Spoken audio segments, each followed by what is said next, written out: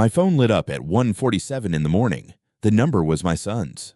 I was already awake. I hadn't slept properly in 3 weeks. I picked up before the second ring. He said one word. Just one. Dad. The way he said it, I was already reaching for my keys. What he didn't know was that I'd been waiting for this call since the day he told me he was getting married. There's a question I want to ask before I tell you what I found when I got there. Think about the last time someone you loved called you in the middle of the night. Not an emergency, something worse. The kind of call where one word tells you everything has already gone wrong. Tell me, what did you do first? Did you reach for your keys? Or did you sit there for a moment and let the silence settle? I pulled on my jacket and didn't bother with the lights. I know my house in the dark. 31 years of living in it will do that you learn which floorboards carry weight and which ones don't. Which drawer sticks, where the coat hook sits at shoulder height without looking. I built this house myself, the framing and the load-bearing walls. The foundation poured over 2 summers when Michael was still small enough to fall asleep in the truck bed while I worked. He used to bring me water in a red plastic cup. I haven't thought about that in a long time. The drive from my place to Michael's apartment takes 19 minutes at that hour. I know because I've made it before. Twice in the last 3 weeks, sitting outside in the parking lot without going in, watching. That's a habit from 40 years of work. You observe a structure before you touch it. You don't assume you understand the load until you've stood underneath it. 3 weeks ago, Michael called me on a Thursday afternoon. Not unusual. We talked every week or so, sometimes about nothing the Broncos, a problem with his truck, whether I needed anything fixed around the house. But that Thursday, his voice had a quality I hadn't heard since he was 17 and had put a dent in my pickup and was trying to figure out how to tell me. A tightness, a practiced quality, like he'd run the words before. He said, "Dad, I want you to know I'm getting married." And then, before I could speak, he said, "I know you have concerns about Vanessa. I need you to set those aside." I didn't say anything for a moment, not because I was surprised by the marriage. I'd known that was coming for 6 months. I said, "Congratulations, Michael." And I meant it. What I didn't say was that I'd already spoken to Patricia Chen twice that week, and that the documents she was preparing had nothing to do with congratulations. The parking lot outside Michael's building was empty except for a white sedan I didn't recognize. His truck was there. Vanessa's Audi was not. I sat in my truck for 30 seconds. I've learned to give myself 30 seconds before walking into something I've been thinking about for a long time. It keeps the face neutral. Michael was on the front steps when I came around the corner. He was sitting with his elbows on his knees, not looking at anything in particular. The porch light was on, and it made the shadows under his eyes look deeper than they were. He was still wearing his work clothes, which meant he hadn't been to bed either. He looked up when he heard my boots on the walkway. He said, "She's leaving me, Dad. She's taking the house." I sat down on the step beside him. The concrete was cold through my jeans. I looked out at the parking lot and at the white sedan and at the yellow glow of the streetlight on the asphalt, and I counted 3 slow breaths without letting him see me do it. Then I said, "Tell me everything, from the beginning." He started talking. He talked for a long time. I listened to all of it. And I didn't interrupt, and I didn't tell him what I already knew, which was considerably more than he was telling me. That's not cruelty. That's engineering. You don't show your load calculations to the structure you're testing. The house at 4 Sycamore Ridge Road was not a house I bought. It was a house I built, which is a different thing entirely. I broke ground in the spring of 1998 when Michael was 10 years old and still small enough to ride on my shoulders when we walked the site on weekends. I poured the foundation forms with 2 men I'd worked with on a highway overpass in Pueblo, and when the concrete cured, I ran my hand along the surface the way you check a weld, not for sentiment, but for truth. A structure either holds or it doesn't. Eleanor died in March, 8 years ago, in the back bedroom that faced east so she could watch the light come up over the ridge. She had been a schoolteacher for 26 years, and she was meticulous about things that mattered and careless about things that didn't, which was one of the reasons I loved her. She was meticulous about her will. She made her intentions precise, and she added one condition herself. Without my suggestion, no transfer of the estate or any portion of it to a spouse of Michael's until 10 years of marriage had been established. Our attorney told me afterward that she had been very calm about it, very clear. He said she used the phrase, "I've seen how these things go," and didn't elaborate. Eleanor had been watching people for 54 years. She had seen how these things go. 34 years in civil engineering and 4 years before that in uniform produced the same habit in me. I do not react until I understand what I'm reacting to. Michael always found that quality frustrating. Vanessa found it threatening. Those are two very different responses to the same thing, and the difference told me everything I needed to know. I broke ground in the spring of 1998 when Michael was 10 years old and still small enough to ride on my shoulders when we walked the site on weekends. I drove the first stakes myself. I poured the foundation forms with 2 men I'd worked with on a highway overpass in Pueblo. And when the concrete cured, I ran my hand along the surface the way you check a weld, not for sentiment, but for truth. A structure either holds or it doesn't. There is no middle ground in engineering, and there never has been. 34 years in civil engineering teaches you to read what isn't visible. You learn to look at a slope and calculate what happens when the water comes. You learn to stand in a field that looks flat and understand what's underneath. The Army taught me something similar before, that how to be still in a situation that wants you to move. How to gather information before you commit to a position. Those two educations, military and engineering, produced the same habit. I do not react until I understand what I'm reacting to. Michael always found that quality frustrating in me. Vanessa found it threatening. Those are two very different responses to the same thing, and the difference told me everything I needed to know. The property appraised at $2.8 million last October. I didn't commission that appraisal. Patricia Chen did, as part of the documentation she had been building since the month after Michael's wedding. The numbers surprised no one who understood what the land alone was worth in Douglas County in 2024, or what it cost to build 11,000 square feet of structural integrity in the foothills west of Castle Rock. What the number meant to Vanessa was something else. I know that now. I suspected it then. Eleanor died in March, 8 years ago, in the back bedroom that faced east so she could watch the light come up over the ridge. She had been a schoolteacher for 26 years, and she was meticulous about things that mattered and careless about things that didn't, which was one of the reasons I loved her. She was meticulous about her will. She had a conversation with our attorney, a man named Gerald Foss, now retired in the final weeks, and she made her intentions precise. The property, the accounts, everything accumulated across 31 years of marriage to me, and then to Michael, but with a condition that she added herself without my suggestion. No transfer of the estate or any portion of it to a spouse of Michael's until 10 years of marriage had been established. Gerald told me afterward that she had been very calm about it, very clear. He said she used the phrase, "I've seen how these things go," and didn't elaborate. I didn't ask him to. Eleanor had been watching people for 54 years. She had seen how these things go. Michael and Vanessa married 18 months ago, in September. The ceremony was at a vineyard outside Sedalia that Vanessa had chosen and that Michael had paid for. I sat in the front row and watched my son say his vows, and I was glad for him, and I was also watching. That's not a contradiction. A man can be genuinely happy for someone and still be paying attention. I had been paying attention to Vanessa Colton since the first Sunday Michael brought her to this house for dinner, when she walked through the front rooms with a particular kind of interest that had nothing to do with admiring the architecture. She looked at the ceilings and the windows and the square footage the way you look at something you're calculating. I noticed. I didn't say anything. I filed it.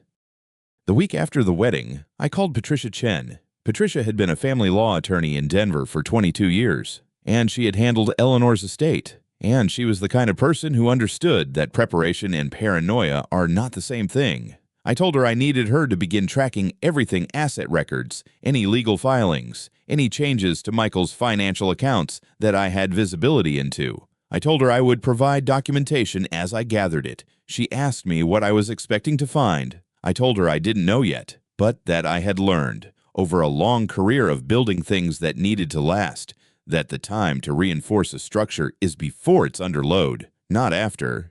She said she understood. She'd been building the file for 18 months by the time Michael showed up at my door at 2 in the morning. Vanessa's financial history was not something she had shared with Michael in any complete way. Patricia found the first bankruptcy filing from 2014 within 3 weeks of starting the search, a Chapter 7 out of a county court in Arizona, discharged after 18 months, originating from a failed real estate venture that had involved a former partner whose name appeared on 2 subsequent civil complaints. There had been a previous marriage, brief, ending in a dissolution proceeding in 2016 that included a property dispute. None of this was secret. Exactly. It was simply not offered. And Michael, who trusted people in the generous, slightly unguarded way that Eleanor had and that I had always admired and quietly worried about, had not gone looking. I did not tell him. I want to be clear about that, and honest about why. It was not because I thought he wouldn't believe me, though that was a real possibility. It was because I understood that information delivered at the wrong moment, in the wrong form, gets rejected not because it's false, but because it arrives before the person receiving it is ready to hold it. I had watched enough structures fail, not from bad materials, but from bad sequencing, to know that timing is not a secondary consideration, it is the primary one. I gathered what Patricia found. I kept my records. I drove out to the site on weekends the way I always had, and I walked the perimeter, and I checked the things that needed checking. A house requires maintenance. So does a plan. What Vanessa wanted was the house, not a portion of it, not a fair division of marital assets. The house, specifically, which she had understood from early in the marriage, was the center of everything: the inheritance, the value, the name. I know this because of what Patricia eventually found in her emails, but I also know it because of the way Vanessa had always looked at these walls. Some people look at a house and see a home. She looked at it and saw a number. I had built this structure with my own hands on land I had owned since 1994. I had poured its foundation. I had framed its walls. I had carried Eleanor through its front door, and I had sat beside her in its back bedroom for the last 11 days of her life. No document Vanessa filed was going to change what this house was or what it would remain. Michael didn't know that yet. He was sitting on my front step in the dark, telling me his marriage was ending and his wife was going to take everything. He didn't know about Patricia's file. He didn't know about Eleanor's condition. He didn't know what I had been building for 18 months, quietly and without announcement, the way I had always built things from the foundation up, one layer at a time, until the structure could hold whatever came. He was telling me she was leaving him. What he didn't know was that I had been ready for this conversation for a year and a half. 3 weeks before that phone call, Michael sat across from me at the kitchen table with a look I recognized, the look of a man who has rehearsed a conversation so many times that the rehearsal has become more real than the actual words. He had his hands folded in front of him. His coffee was still full. He hadn't touched it since I set it down. "Dad," he said, "Vanessa and I have been talking. We want to be independent. We're thinking about buying our own place." I waited. The refrigerator made a sound it has made for 11 years, a low hum that rises slightly, then settles. I have never had it repaired because I have always found the sound useful. It fills silences that would otherwise be uncomfortable, and I have learned that uncomfortable silences make people keep talking. Michael kept talking. "We've been saving," he said. "We think we're ready." I picked up my coffee. I took one sip. I set it down on the same ring it had left before. "What are you saving on $65,000 a year after taxes, rent, and Vanessa's car payment?" He looked at the table. "We've been careful." I didn't push. I had already done the arithmetic 3 months earlier, on a Tuesday afternoon when I had nothing else to occupy my hands. Michael's salary, his rent on the 2-bedroom in Aurora, Vanessa's lease on the Audi she'd traded up to 8 months after they married. The numbers didn't leave room for saving. They barely left room for groceries. If there was money being accumulated somewhere, it wasn't coming from Michael's paycheck. "All right," I said. He looked up, surprised I hadn't argued. That was the look I had been waiting for, the small flash of confusion when the expected resistance doesn't come. I've seen that look on job sites, in contractor meetings, in the one deposition I gave in 1998 when a subcontractor tried to claim I had approved a foundation pour I had specifically rejected in writing. The look means the other person was braced for a fight and is now recalibrating. Recalibrating people make mistakes. "That's great. Dad," he said, "I knew you'd understand." I told him I hoped it worked out. He left before noon. Patricia called on the 4th day of this. I told her about the pattern. She said, "Write down the dates and times." I already had. I'll pause here for a second before I tell you what happened next. Have you ever had to say no to someone you love, not because you didn't want to help them, but because helping them the way they were asking would have finished them? I'd like to know what that cost you. I was in the kitchen. I didn't go to the door. I watched through the window over the sink as Vanessa got out of the passenger side, said something to the driver I couldn't hear, and walked toward the front porch alone. She had a bag over one shoulder and something in her right hand that I couldn't identify at that distance. I went to the door before she could knock. "Bob." She smiled the way she always smiled, wide, immediate, practiced. "I hope this isn't a bad time. Michael mentioned you might be around. I was in the neighborhood, and I thought I'd just—" She gestured vaguely at the house. "I've always wanted to see it properly. Michael talks about it so much." I opened the door and stepped back. She walked in slowly. That was the first thing I noticed, the pace. People who are genuinely admiring a house move quickly at first, drawn toward the things that catch their eye. Vanessa moved the way I move when I'm walking a site for the first time, methodically, starting at the entry, working left to right, pausing at load-bearing walls and transitions between rooms. She had the bag on her shoulder, and I could now see what was in her right hand. A tape measure, the kind with a metal housing and a belt clip, the kind you buy at a hardware store for $12. "This house has such good bones." "Bob," she said. She was standing in the doorway between the living room and the dining room, running her fingers along the door frame. "Michael told me you built it yourself. That's so impressive." She pulled the tape measure out and extended it across the width of the dining room, holding one end against the baseboard and walking the other to the opposite wall. She looked at the number. She noted it somewhere. I didn't see her write it down, but her lips moved slightly, the way a person's lips move when they are committing something to memory. I stood in the center of the living room and watched her. I did not offer to help. I did not ask what she was measuring for. I drank my coffee and I watched her move from the dining room to the hallway, from the hallway to the base of the stairs, from the base of the stairs to the window that faces the backyard. The window my wife Eleanor had picked out specifically because it framed the blue spruce we planted the year Michael was born. Vanessa measured the window opening. Then she took 3 photographs of the backyard. "It's a beautiful property," she said on her way back through the living room. "Really, you must be so proud of what you've built here." "I am," I said. She left 20 minutes after she arrived. I stood at the window and watched the silver sedan pull out of the driveway. Then I went to the kitchen table and sat down with my second cup of coffee and a legal pad I keep in the drawer beside the stove. I wrote down the time she arrived, the time she left, what she measured, and how many photographs she took. I wrote down the make of the sedan and the partial plate number I had read from the window. I wrote it in the same handwriting I use for field notes, small, precise, without abbreviation. 2 mornings after that, my phone showed a text from Carol Brennan, who has lived in the house to the east of mine for 15 years and who has never, in 15 years, texted me anything that wasn't necessary. "Yeah, Bob. I saw someone taking pictures of your house yesterday. A woman. She was very interested in the foundation and the roof. Is everything okay?"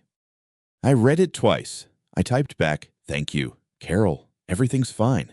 I'll explain later." Then I called Patricia Chen. "I need you to begin," I told her.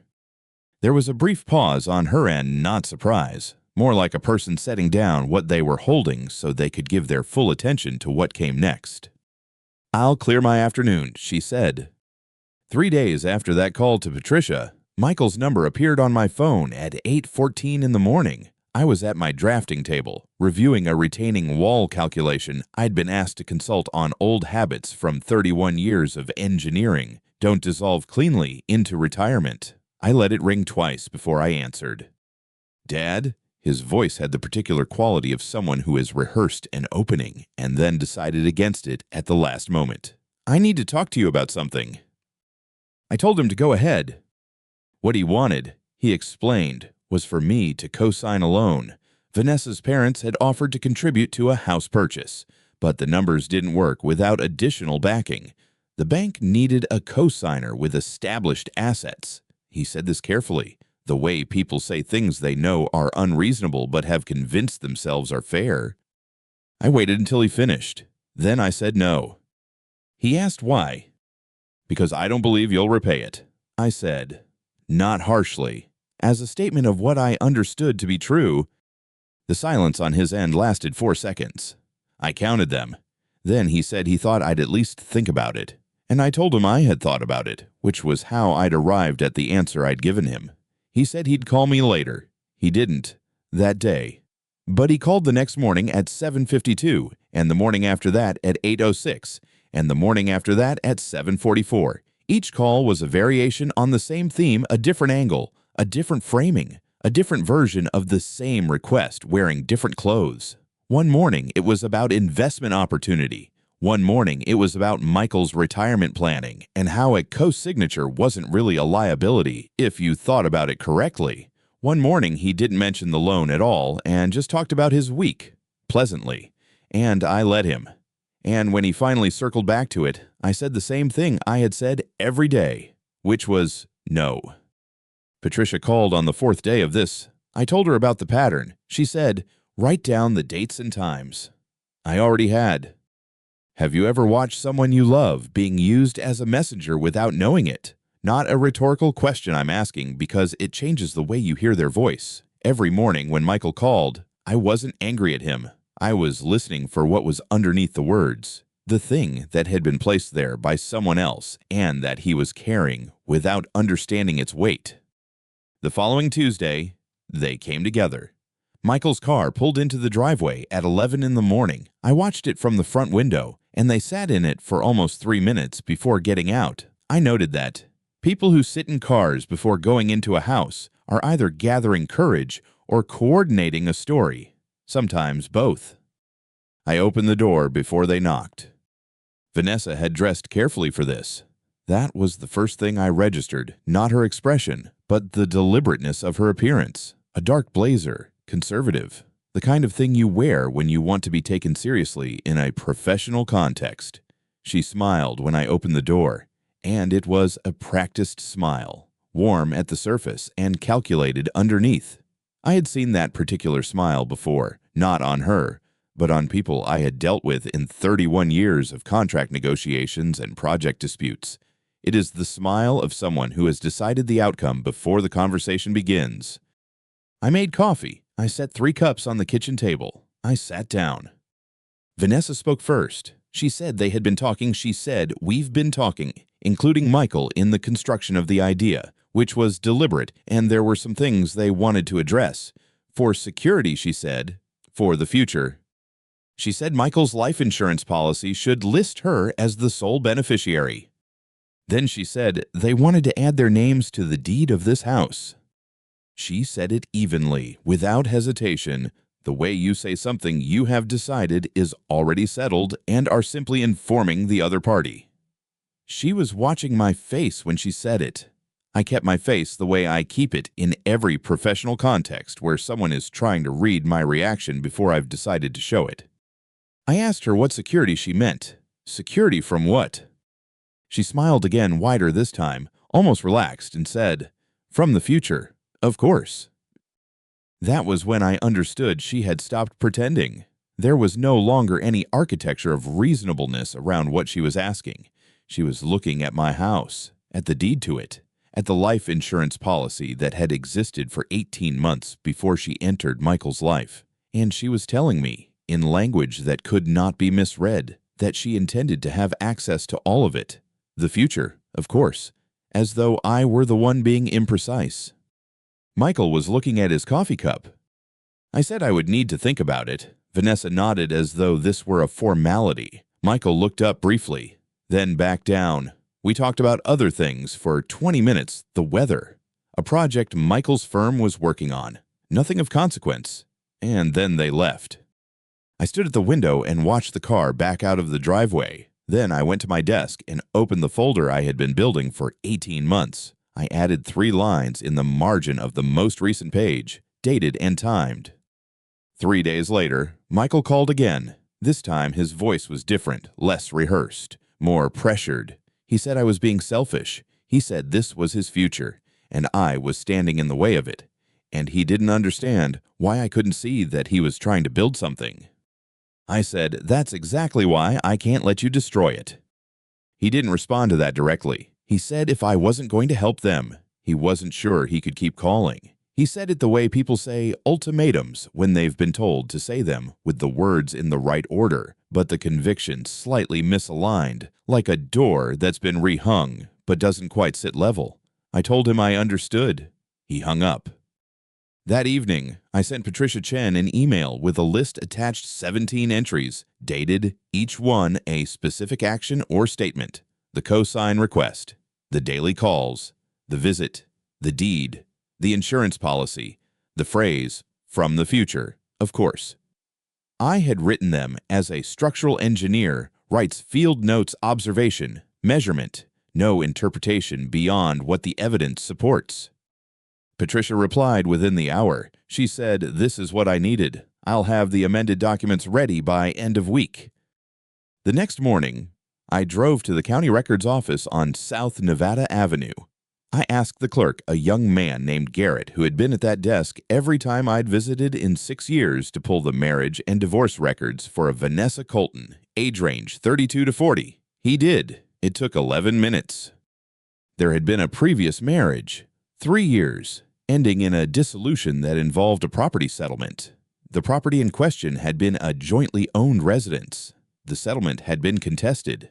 The final agreement had required mediation.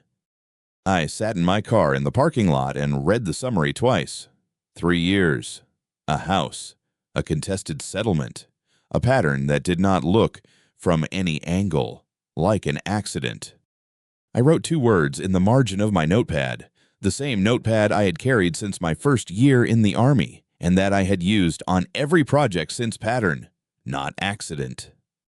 Then I drove home on I-25 with the windows down, the way I used to drive home from job sites when a problem had finally resolved itself into something I could work with. Not relief exactly, more like the particular steadiness that comes from knowing exactly where the load is and exactly how much weight the structure can bear. I had 18 months of preparation behind me. I had Patricia Chen. I had Garrett's records and Carol Brennan's text, and 17 dated entries in a folder that no one else had seen. What I did not have yet was the right moment. That, I had learned in 31 years of engineering, and 4 years before that in uniform, was the only thing you could not manufacture. You could build everything else. The moment had to arrive on its own. Your job was simply to be ready when it did. Patricia Chen's office was on the 4th floor of a building on Larimer Street that smelled like old carpet and printer toner.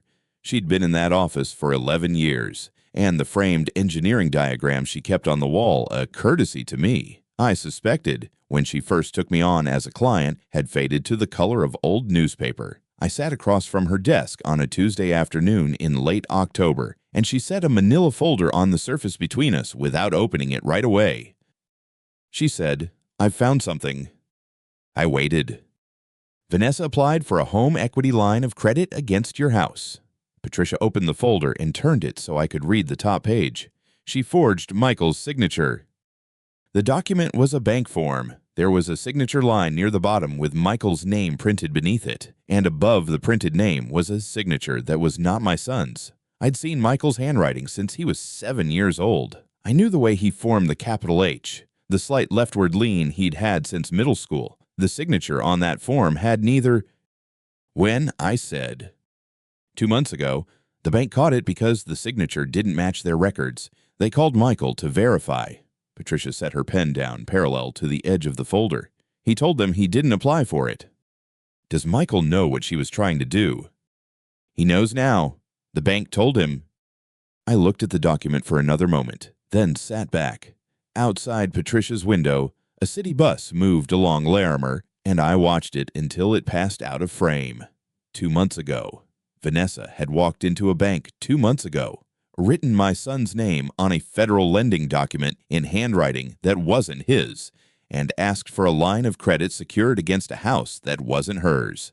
The house I had designed in 1991 and broken ground on in the spring of 1992, the house where Michael had grown up, where his mother had died in the back bedroom 7 years ago. 2 months ago, Vanessa had tried to borrow against all of that with a forged signature, and the only reason it hadn't worked was that a bank clerk had compared 2 signatures and noticed they didn't match. Patricia was watching me. She had learned, over 18 months, that I didn't need her to fill silences. File it, I said. Everything. The bank's notification, the verification call, Michael's statement to the bank, all of it. She nodded and wrote something on the legal pad beside the folder. I drove home and sat in the kitchen for 20 minutes before I called my son. He picked up on the second ring. His voice was the voice of a man who hadn't slept. Dad. I know about the bank, I said. A long pause. I don't know how this happened. Vanessa said she was just trying to help. She wanted to renovate the kitchen as a surprise. He stopped. She said she was going to pay it back before I even noticed. Do you believe her? He didn't answer. The silence went on for 4 or 5 seconds, and I let it. That's the problem, I said. Dad. His voice tightened. I know how this looks. I know. But she's my wife, and I need to think about this. Have you ever watched someone you love stand at the edge of something dangerous and choose very deliberately not to step back, not because they can't see the edge, but because they've decided the person next to them wouldn't lead them off it? Michael, I said, I'm not asking you to end your marriage tonight. I'm telling you that what happened at that bank was not a mistake. It was a decision. There's a difference. I know the difference.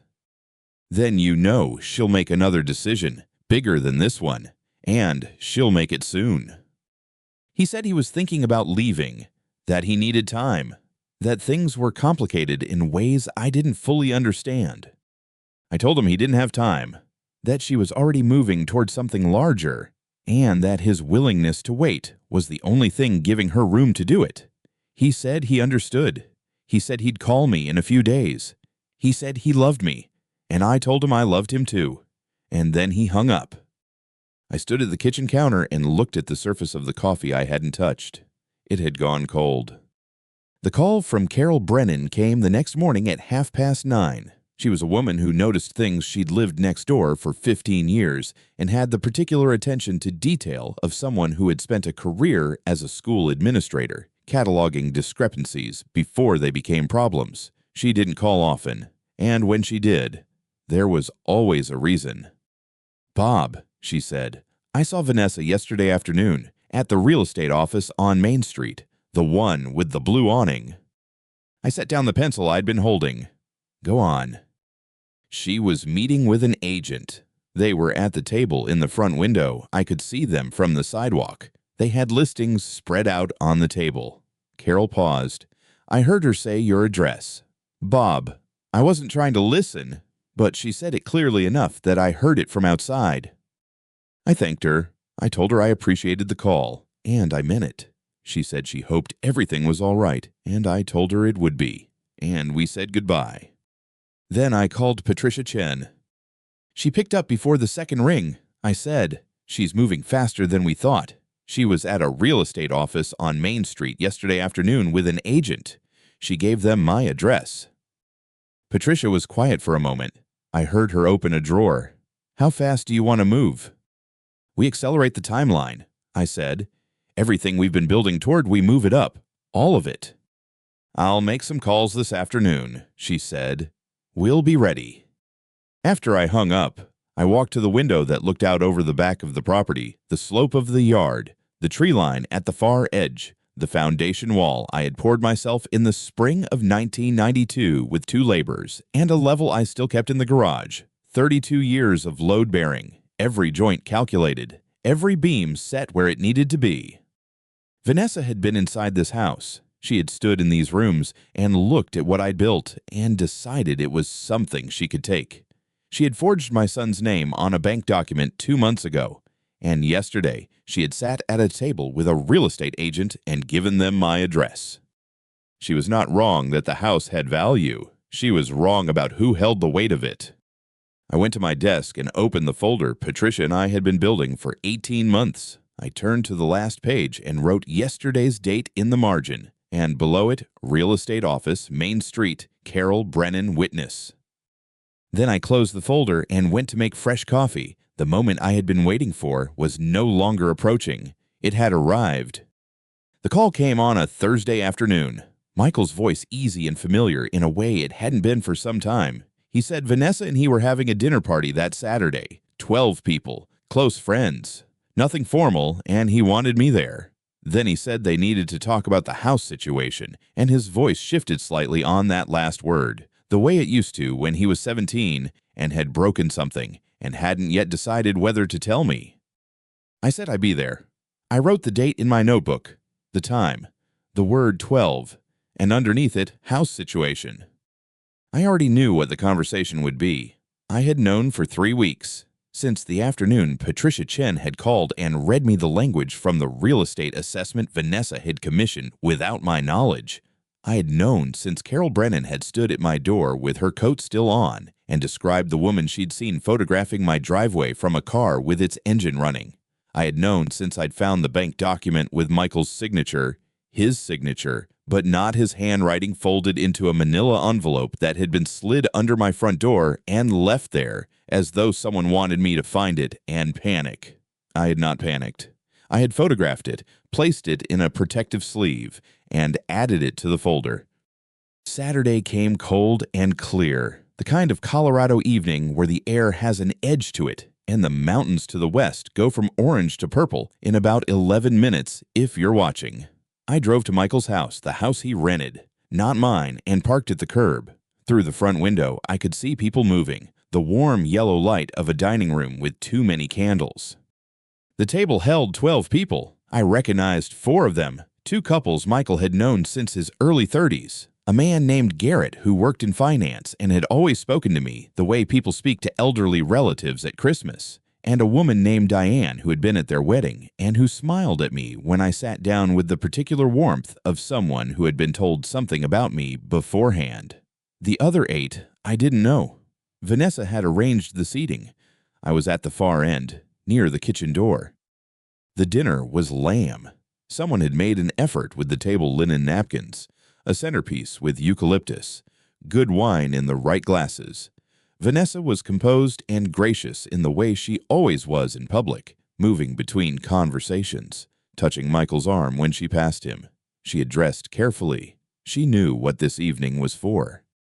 It was over the main course that she did it. No preamble, no private word first. She simply set down her fork, looked at me across the length of the table, and said, in a voice pitched to Carrie, "Bob, we've decided. We want to buy this house from you. We've got an offer, $2.2 million. That's a fair price for a house that's 30 years old." The table went quiet in the way tables go quiet when something has been said that everyone understands is significant and no one knows yet how to categorize. I looked at Vanessa. I took a small piece of bread from the basket in front of me and set it on my plate. Michael said, "Dad, please, we need our own place. We're starting a family." I hadn't known that. I looked at my son. He was looking at the centerpiece. Vanessa said, "And, frankly, Bob, you're not getting any younger. You should downsize. Live somewhere smaller, easier to maintain." Garrett, the finance man, let out a short sound that might have been agreement or discomfort. It was difficult to tell. Diane looked at her wine glass. The 8 people I didn't know were very still. The house Vanessa was offering $2.2 million for had been appraised 14 months ago at $2.8. I had built it myself over 4 years, with materials I had selected and joints I had engineered to last 100 years if the foundation held. The land alone, in this county, at current rates, was worth more than her offer for the whole property. Everyone at the table who had any familiarity with Colorado real estate would have known this. Several of them did know it. I could see the knowledge on their faces, the particular discomfort of witnesses to something they have not been invited to correct. Garrett said quietly across the table, "Bob, that's quite an offer, isn't it?" I looked at him. "It is," I said. Then I ate my lamb. The room waited. I did not fill the silence. Vanessa said, "We need an answer by Monday. Bob, we're moving forward with or without your approval." Michael did not look up from his plate. I stayed for another 40 minutes. I finished my dinner. I spoke to the couple on my left about their recent trip to New Mexico, which had apparently involved a great deal of red chile and a breakdown outside Taos. I thanked Vanessa for the meal. I shook Michael's hand at the door, and he held it a half-second longer than usual, which I noted. The drive home took 22 minutes. The mountains were gone in the dark, but I knew where they were. Inside, I didn't turn on the lights. I sat in the chair by the window that looks toward the ridge, the chair where I used to sit with my wife on evenings when the house was quiet and the work was done and there was nothing required of either of us. I sat there for a while, long enough. Then I called Patricia Chen. It was 9:43. She picked up on the second ring. I said, "It's time. Send the letter tomorrow." She said she would. She asked if I was all right. I told her I was. I told her the lamb had been good. I hung up and sat in the dark a while longer, looking at the place where the mountains were. Patricia's office was on the 4th floor of a building on Tejon Street that smelled like old carpet and good coffee. I'd been there 11 times over the past 18 months. I knew which elevator was slower, which chair in the waiting area had a loose armrest, and that Patricia's assistant, a young man named Drew, always offered water before coffee because Patricia had trained him that way. Small things. I noticed small things. 40 years of engineering will do that to you. You learn that the small things are usually where the problem is hiding. I arrived at 8:15 on Monday morning. Drew offered me water. I took the coffee. Patricia came out herself to meet me, which she didn't always do. She was 53, sharp in the way that people who have spent decades in family law tend to be sharp, not unkind, but without illusions. She had handled my wife Eleanor's estate when Eleanor died 6 years ago, and she had never once said anything sentimental about it that wasn't true. I trusted her for that reason more than any other. She closed the door to her office and set a document on the desk between us. 15 pages tabbed, each section flagged with a small yellow marker. I could see my name at the top of the first page. Below it, the date. Below that, the words Last Will and Testament Amendment and Restatement. She sat down and looked at me. "Are you sure about this?" I looked at the document. I thought about the previous Thursday evening, the drive home, the dark mountains, the chair by the window. I thought about Michael's voice on the phone 3 weeks before that, the way he'd said the word independent, like he'd just learned it. I thought about Vanessa sitting across from me at my own kitchen table, asking about the assessed value of the property with a notepad open in front of her. "I'm sure," I said. "Michael needs to understand that there are consequences, and Vanessa needs to understand that I'm not a fool." Patricia nodded once. She didn't say anything else about it. That was the right response. We went through the document section by section. The language was careful. It had taken us 3 drafts to get it right, and Patricia had pushed back twice on details she thought were too punitive. I had listened to her each time. I had adjusted where she was correct and held firm where she wasn't. The final version was precise. The terms were straightforward. Everything I owned, the house on Ridgeline, the accounts, the investments, the mineral rights on the 42 acres I'd held since 1994 would transfer upon my death to the Hartwell Family Foundation, a charitable trust we had structured for that purpose. The foundation's board would distribute the assets according to a giving plan Eleanor and I had drafted together in 2019 before she got sick, when we used to talk about what we wanted to leave behind. There were 2 exceptions. The first was Eleanor's wedding ring, a simple gold band with a small sapphire that she had worn for 31 years. The second was a photograph taken in the summer of 1997, Michael at 7 years old, standing in the frame of the house on Ridgeline before the walls were closed, holding a level and squinting at the camera with the particular seriousness of a child who has been told to hold still. I am standing behind him. Eleanor took the picture. I don't remember what I said to make him smile right before the shutter clicked, but he smiled. Those two things would go to Michael, only to Michael. And only under one condition, that within 6 months of my death, he could demonstrate through legal documentation reviewed by Patricia's firm that he had formally separated from Vanessa Colton Hartwell and returned every document, title, and instrument related to my property that had passed through their hands. If he could not or would not do that within 6 months, the ring and the photograph would go to the foundation as well, to be held in a sealed archive. I read the final page twice. Then I signed. Patricia signed as the supervising attorney. Then she opened the side door to the small conference room adjacent to her office, where Harold Briggs was waiting. Harold had been a notary in Colorado Springs for 22 years. He had notarized Eleanor's original will, the deed transfer on the Ridgeline property, and 3 subsequent amendments to various instruments over the years. He was 67, a quiet man, and he stood when I came in. He looked at the document. He looked at me. He pressed his seal into the paper with the particular care of a man who understood that some documents are different from others. Then he set it down and said, "Bob, I'm sorry it's come to this." I looked at the embossed seal on the page. The ink was still settling. "So am I," I said. "But sometimes love means teaching the hard way." Harold nodded. He didn't say anything else. Neither did I. Patricia kept the original. I took a certified copy in a manila envelope, which I carried under my arm to the elevator. Drew said goodbye as I passed the front desk. I told him to have a good week.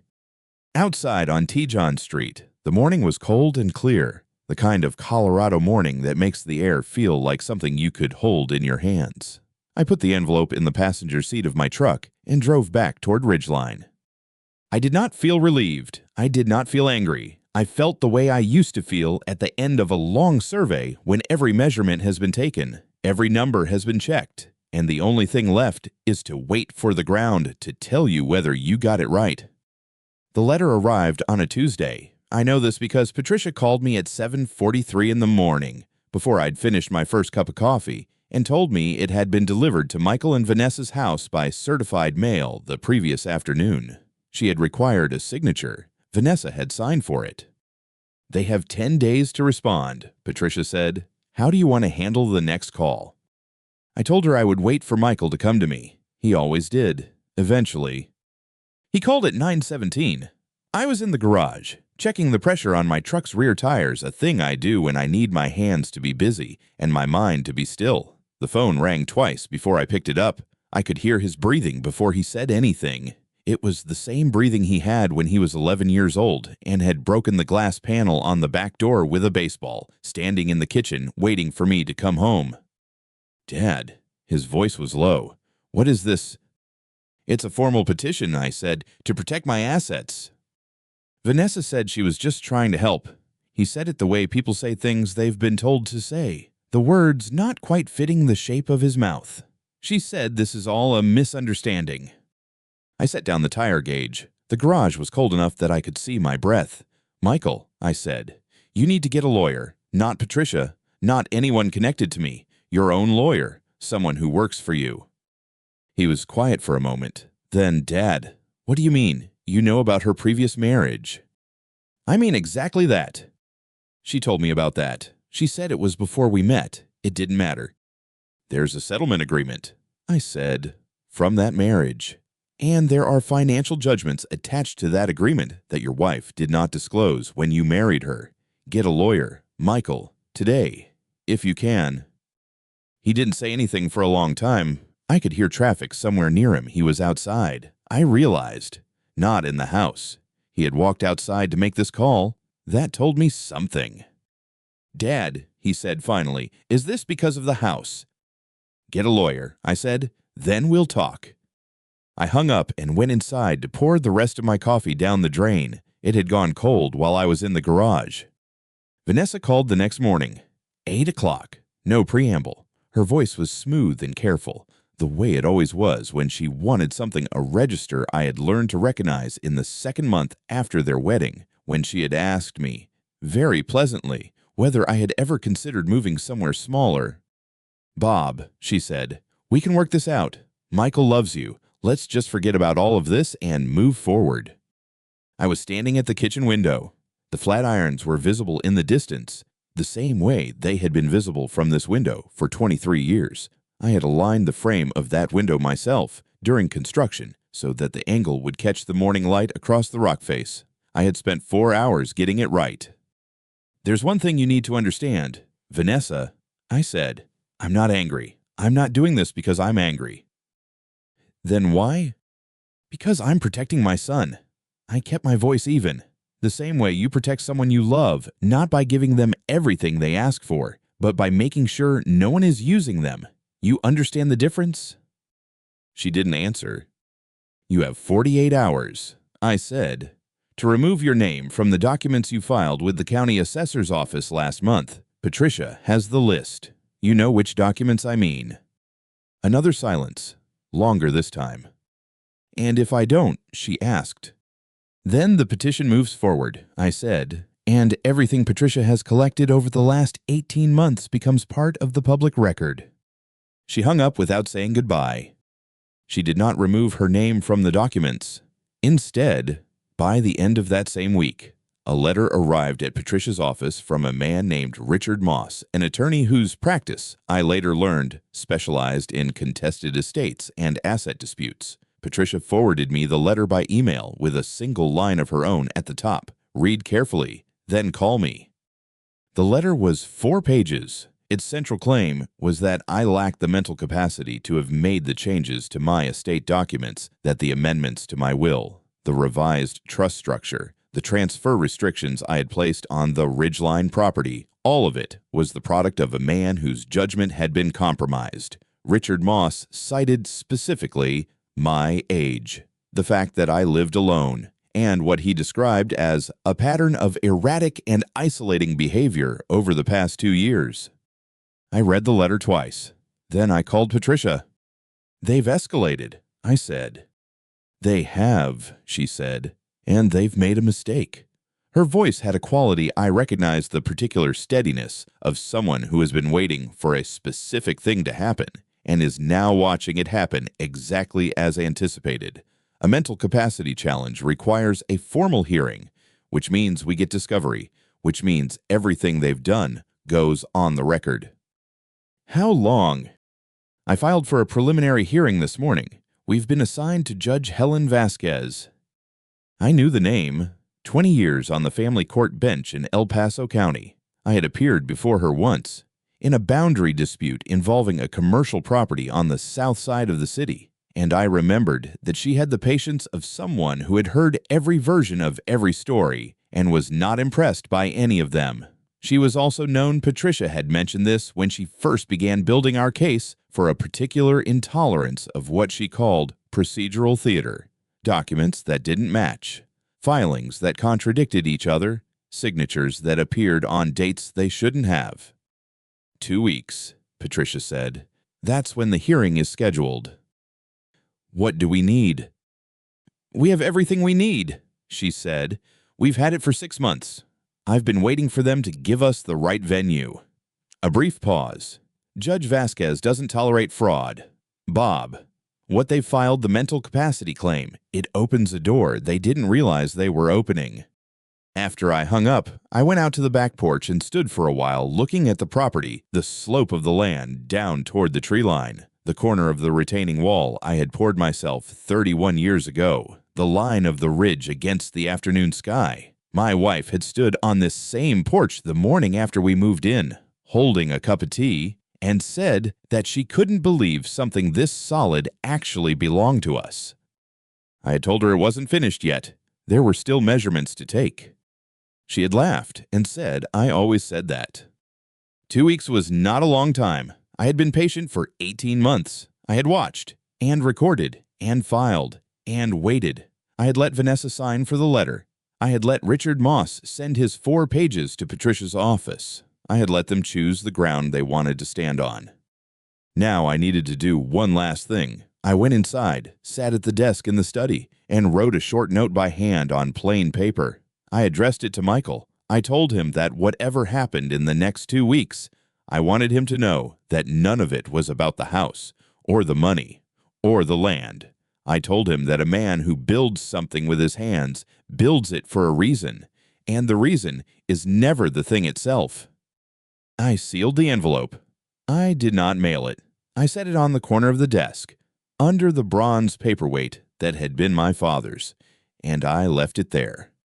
The courtroom on the 3rd floor of the Douglas County Courthouse smelled like old paper and central heating turned up too high. Patricia Chen had arranged her materials the night before, 4 labeled folders, a thumb drive she would not need, and a manila envelope sealed with a strip of red evidence tape. She set them on the plaintiff's table in a specific order. I watched her do it and said nothing.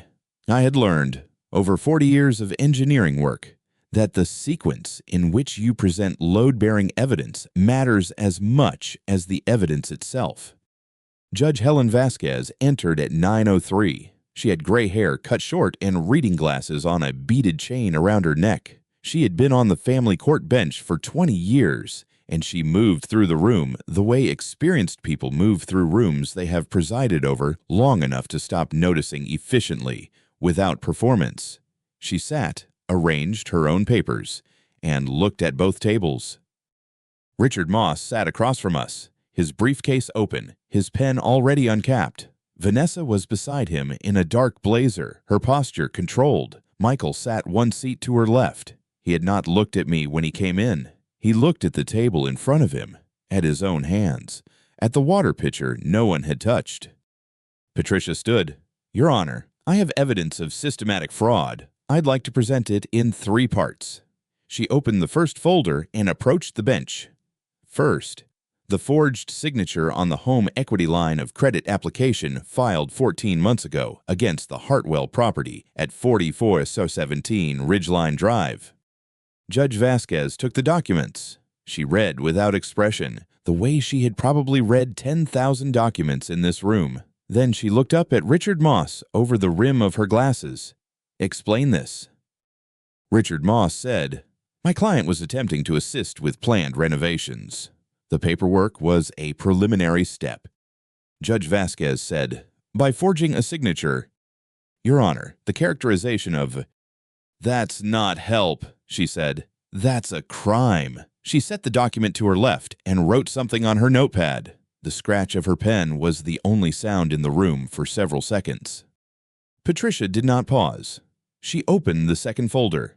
"Your Honor, we have records from a civil proceeding in Arapahoe County, case number 2016 CV 1843. In that case, the respondent, then known as Vanessa Colton, attempted a materially similar scheme involving a jointly held property. She was ordered to pay restitution of $400,000. Patricia approached the bench with the certified copies and set them down. The pattern is not new. I did not look at Vanessa. I looked at Michael. He had gone very still. The color had left his face the way heat leaves a room when the furnace cuts out not all at once, but steadily, until you realize it's been gone for a while. He turned his head and looked at Vanessa.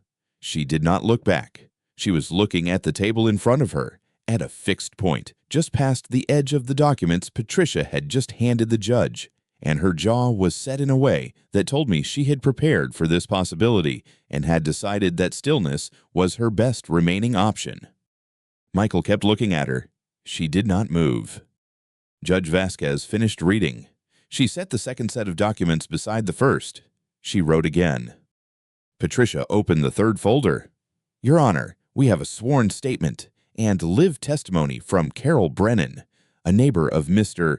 Hartwell's for 15 years, who witnessed the respondent photographing the Ridgeline Drive property and subsequently meeting with a licensed real estate agent to discuss listing it for sale without Mr. Hartwell's knowledge or consent. Carol was seated in the gallery, third row, in a blue wool coat she'd had since before her husband passed. She stood when Patricia looked at her. She was 67 years old and had lived next door to me through 2 roof replacements, one flood in the lower pasture, and the winter my wife died. She held her notarized statement in both hands. Her voice was clear. Yes, Your Honor, I saw her at the Coldwell Banker office on Wilcox Street. I was there about my own property. Vanessa was at the desk with an agent, and I heard her give the Ridgeline address. She described the lot size and mentioned the mountain view. Carol paused. I called Bob that same evening. Judge Vasquez wrote. She did not look up when she said, Thank you, Ms. Brennan. Carol sat down. I did not turn to look at her, but I knew she was there. And that was enough. Vanessa leaned toward Richard Moss and said something I couldn't hear. Then she straightened, and before Moss could stop her, she spoke directly to the judge. Your Honor. Her voice was composed, still the register I had heard at my kitchen table, the one she used when she had decided the outcome before the conversation began. This is a misunderstanding. Bob has always been confused about the nature of our arrangement. He's an older man living alone, and frankly, the family has been worried about his judgment for some time. That's all this is. The room went very still. Judge Vasquez looked at her over the rim of her glasses. She did not look away. She let the silence go on for 4 full seconds before she said, quietly and without any particular inflection, Ms. Colton, you have just described, in open court, the exact claim your attorney filed in his petition, the one I have spent this morning disproving. Vanessa opened her mouth. Don't. Judge Vasquez said 1 word. She set her pen down parallel to the edge of her notepad and looked at Richard Moss. Counsel, I strongly advise your client not to say anything further. Moss put his hand on Vanessa's arm. She looked at him. Then she looked at the table. The composure was still there in the set of her jaw. But something underneath it had shifted the way a wall looks the same right up until the moment it doesn't. Michael was watching her. She did not look back at him. Patricia returned to the plaintiff's table and stood with both hands resting on the edge of it. Your Honor, the evidence establishes a clear and documented pattern of fraud, undue influence, and attempted financial exploitation. Mr. Hartwell's amended will and trust documents are valid. His assets require the court's protection. Judge Vasquez set down her pen. She looked at both tables for a moment, not at the attorneys, but at the people behind them. Then she put on her reading glasses and read from the order she had begun drafting. I would later learn 3 days earlier after Patricia submitted the preliminary brief. This court finds in favor of the petitioner. The petition is granted. All assets held in the name of Robert Allen Hartwell remain solely in his name. Any attempt to transfer, encumber, refinance, or otherwise alter these assets without explicit written consent from Mr. Hartwell is prohibited by order of this court. She looked up. Ms. Colton. She said it the way you say a name when you want the person to understand that you are using it deliberately. I'm referring this matter to the district attorney's office for investigation into fraud and forgery. You should consult with your attorney about what that means. Vanessa said nothing. Richard Moss leaned toward her and whispered. She did not respond to him either. I looked at Michael. He was still sitting very still, but the stillness had changed. Earlier, it had been the stillness of a man waiting. Now it was something else, the stillness of a man who has just understood something he cannot unknow and does not yet have a place to put it. Judge Vasquez gathered her documents, stood, and left the bench. The room began to move again around us, the way rooms do when the thing that was holding everyone in place has finally been removed. I picked up my copy of the order from the table and folded it once along its center crease. Patricia was already organizing her folders. I did not look at Vanessa again. I had looked at her enough. There was nothing left there that I needed to see. The call came while I was still in the parking structure, 3 levels down, looking for my keys in the same jacket pocket where I'd put them 40 minutes earlier. My phone lit up. Michael. I stood between 2 parked cars and answered. He said, Dad. Just that, at first. The same way he'd said it when he was 9 years old and had broken the kitchen window with a baseball, standing in the backyard holding the bat, waiting for me to come out and see what he already knew I was going to see. "I'm here," I said. "I didn't know." His voice was uneven. "I swear to you, Dad, I didn't know what she was doing. Not the documents. Not any of it."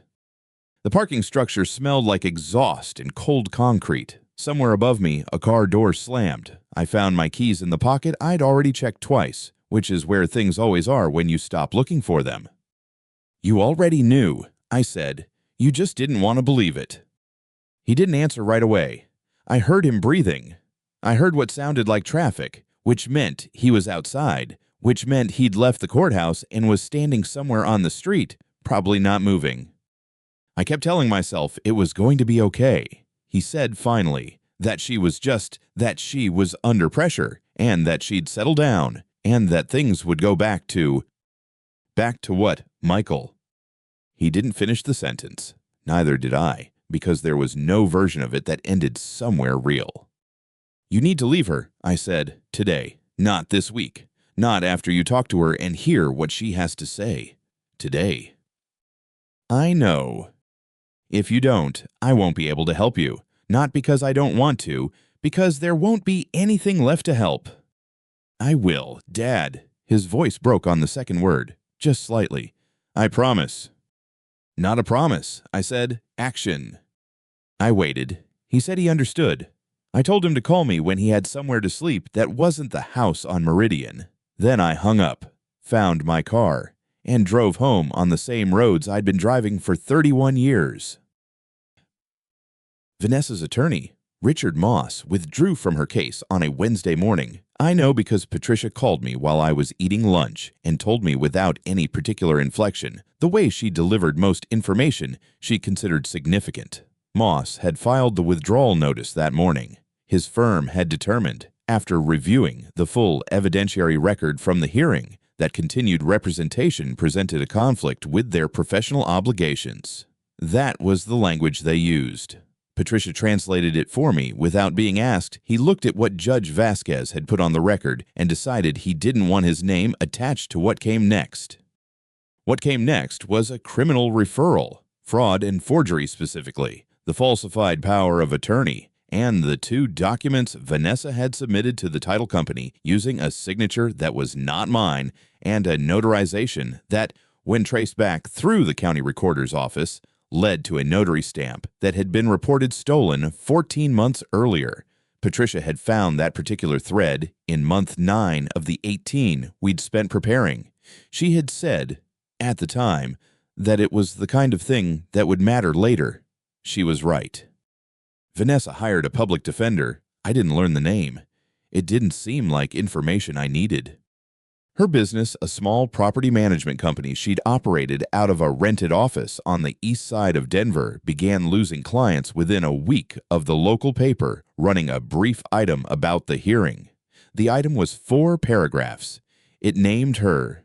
It named the charges. By the following Tuesday, 3 of her 6 remaining contracts had been terminated. I know this not because I was tracking her, but because one of the property owners who terminated his contract happened to be a man named Gerald Okafor, who had worked with my firm on a drainage project in 2009 and still had my number in his phone. He called to tell me he was sorry for what my family had been through. I thanked him and did not say much else. There was not much else to say. Michael moved out on a Friday. He took 2 bags and his laptop. He left the furniture, the dishes, the photographs on the wall, all of it. He rented a studio apartment on the north side of Aurora, which is on the other side of the city from the house on Meridian, and also on the other side of the city from my house. And I understood that the distance was intentional in both directions. He was not running away from Vanessa. He was also not running toward me. He was trying to find out what was left of himself when he stopped doing either one. He did not call her. He did not answer her messages. Carol Brennan told me 3 weeks after the hearing that she'd seen a woman matching Vanessa's description parked outside my house for nearly an hour one evening. The car left without anyone getting out. I noted it and said nothing. The letter arrived on a Tuesday. 6 weeks after the hearing. Standard envelope. My name and address, handwritten in Michael's printing, which has always been neater than his cursive. No return address, though I recognized the Aurora zip code. I read it at the kitchen table with my coffee. Dad, he wrote, I understand now. I was blind. I let someone I loved make me forget who I was. Thank you for not letting me destroy myself. I know it's going to take time for me to earn back your trust, but I'm going to try. I read it a second time, then a third. The handwriting was careful. He had not rushed it. There were no crossed-out words, which meant he had probably written it more than once before he wrote the one he sent. I recognize that too, the discipline of saying a thing until you find the version that's actually true. I set the letter on the table. The coffee was still warm. Outside, the light on the mountains was the particular flat gray of a November morning, the kind that makes everything look like it's waiting for something to shift. I did not write back that day. I let the letter sit where I could see it, and I let the time do what time does when you stop trying to rush it. 6 months after I set that letter on the table, Michael called. It was a Sunday morning, early enough that the mountains were still in shadow. I was in the kitchen making coffee, the same ritual, the same order of steps when the phone rang. I looked at the screen. I answered before the second ring. He said, Dad, I want to come home. Not to live there, just to spend time with you, to know you again. I didn't answer right away. I've learned that silence makes people say things they wouldn't otherwise say. But Michael didn't say anything more. He just waited, which told me something that he had learned something too. In these 6 months, that patience was a thing he was beginning to understand. I said, You're not ready yet. Michael, you're still healing. He was quiet for a moment. Then, how will I know when I'm ready? The coffee finished. I poured a cup and stood at the kitchen window, looking at the ridge where the light was just starting to come over. I said, When you can look in a mirror and not see a man who was deceived, when you see a man who learned something hard, that's when you'll be ready. He didn't argue. That was new. The sentencing was on a Tuesday morning, 3 weeks before Michael called from Tucson. I was there. Patricia had asked if I wanted to attend, and I told her yes, because I had built 18 months of work toward this moment, and I was not going to learn about it secondhand. The courtroom was the same 1/3 floor, old paper smell, central heating turned up too high. Judge Vasquez entered at 9:15. Vanessa sat at the defense table in a gray blazer this time, not the dark one from the hearing. Her new attorney, a woman named Susan Farrell, who had taken the case after Moss withdrew, sat beside her with a legal pad and a careful expression. Judge Vasquez did not take long. She put on her reading glasses, looked at the sentencing memorandum, and looked up. Ms. Colton, she said, you had every opportunity to stop. At the bank, when the signature was flagged, when Mr. Hartwell's attorney sent the formal petition, when I told you in this room that I was referring this matter to the district attorney. She set the memorandum down. You did not stop. That tells me something about your judgment, and it tells me something about your intentions. Vanessa sat very straight. She was looking at a point just above the judge's head, the way people look when they have decided that stillness is the only thing left they can control. 5 years, Judge Vasquez said. 3 suspended with probation conditions as outlined. Full restitution every dollar attempted, every fee incurred, every cost associated with Mr. Hartwell's legal proceedings. Ms. Farrell has the full accounting. Susan Farrell wrote something. Vanessa did not move. Is there anything you'd like to say? Judge Vasquez asked. Vanessa looked at the judge for the first time. She opened her mouth. Then she closed it. She shook her head once, slightly. Judge Vasquez gathered her papers and stood. The room rose with her. I stayed seated for a moment after she left the bench, not from any particular feeling, but because I had been in motion for 18 months and I needed to let the stillness arrive on its own schedule. Patricia sat beside me. She did not say anything. She had learned, over 18 months, that I didn't need her to fill silences. I picked up my copy of the order from the table, folded it once along its center crease, and stood. 2 weeks later, Carol Brennan called to tell me she'd seen the moving truck outside the house on Meridian. I thanked her and said I'd heard. Michael had not been in the courtroom for the sentencing. He had been in Tucson, staying with a friend from college, trying to put some distance between himself and everything that had collapsed. I understood that. Distance is sometimes the most honest thing a person can do. That afternoon, after Michael's call, I went into the living room. Eleanor's chair was still by the window, the one she'd chosen herself. Blue-gray fabric, wide enough that she could tuck her feet under her when she read. I sat in my own chair across from it, the way we used to sit on Sunday mornings, and I held her wedding ring in my palm. It had been in the small wooden box on my dresser since the hospital 3 years ago. I don't take it out often, but that afternoon I did. She knew, I thought, somehow, she knew this would happen. Not Vanessa specifically, but the shape of it, the way love can be used against itself. The way a man can be so afraid of losing something that he hands it to the wrong person without realizing what he's done. She had seen that shape in Michael when he was young, and she had worried about it quietly, the way she worried about everything without drama, without accusation, just a steady attention to what was real. I set the ring on the table next to the photograph. It's an old one, Michael at 8 years old. Eleanor and I on either side of him, taken at the summit of a trail we used to hike every summer. Michael is squinting into the sun. Eleanor is laughing at something off camera. I'm looking at her. He'll have these things eventually. The ring, the photograph, the house, if he wants it, when the time comes and when he has earned the steadiness to hold it, not as an inheritance handed over, as something he has grown into. Love, I've come to understand, is not the absence of sight.